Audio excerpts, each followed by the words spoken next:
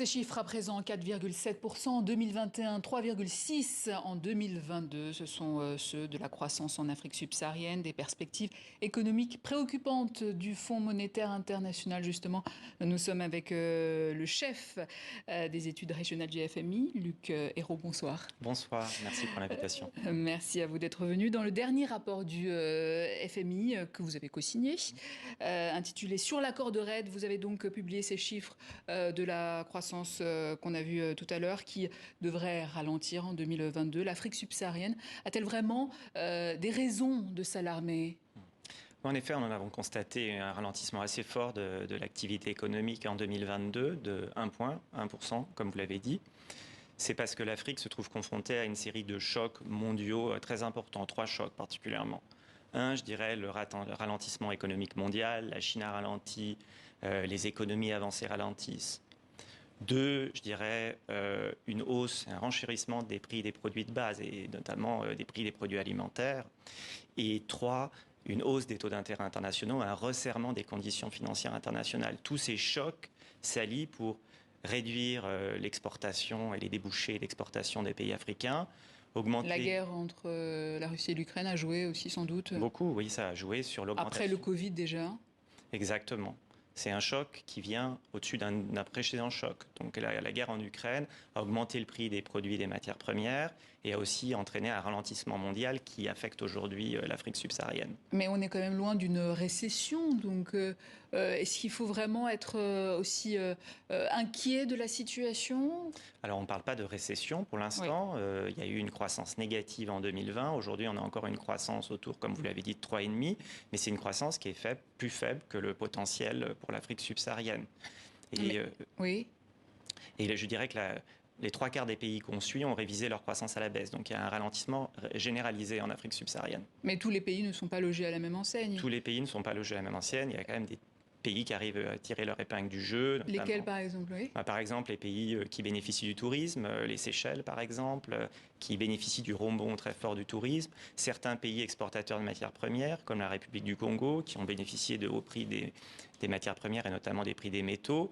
Et puis certains pays qui ont une bonne gestion macroéconomique avec des forts fondamentaux qui, eux aussi, comme le Rwanda, ont des taux de croissance élevés. Et quels sont les pays qui sont en difficulté aujourd'hui, en 2020 ? Alors les pays les plus en difficulté, je dirais, c'est surtout les pays fragiles et les pays où il y a des conflits, comme le Mali, comme il y a tout un ensemble de pays où il y a des conflits et une grande fragilité. Et puis on a aussi l'Afrique du Sud qui a une croissance relativement modérée cette année et encore plus faible probablement l'an prochain du fait de la crise énergétique. Elle emporte avec elle certains pays de la sous-région autour comme les Swatini ou les Lesotho. Vous avez défini du coup dans votre rapport les défis prioritaires. Quels sont-ils ? Alors, je dirais qu'aujourd'hui, il y a 3 défis principaux pour l'Afrique subsaharienne. Il y a d'abord l'insécurité alimentaire. On a 123 millions d'individus en Afrique subsaharienne qui sont en insécurité alimentaire aiguë. C'est plus d'une personne sur 10. Il y a notamment une situation très préoccupante dans la Corne de l'Afrique. Et donc, c'est évidemment un sujet très important. Le deuxième, c'est la dette. La dette a beaucoup augmenté en Afrique. Elle est passée de 30% il y a une décennie à 60% aujourd'hui. Donc, elle a doublé en 10 ans. Et les charges d'intérêt deviennent de plus importantes. Et dans certains pays, elles absorbent entre, je dirais, un quart et même la moitié dans certains pays des revenus. Donc ça, c'est, je dirais, le défi numéro 2. Et le défi numéro 3, c'est le changement climatique. On observe de plus en plus en Afrique des phénomènes climatiques extrêmes. L'Afrique est très exposée au changement climatique. On observe, comme vous le savez, une sécheresse extrêmement forte donc, dans la Corne de l'Afrique, des cyclones, des inondations, des cyclones au Madagascar.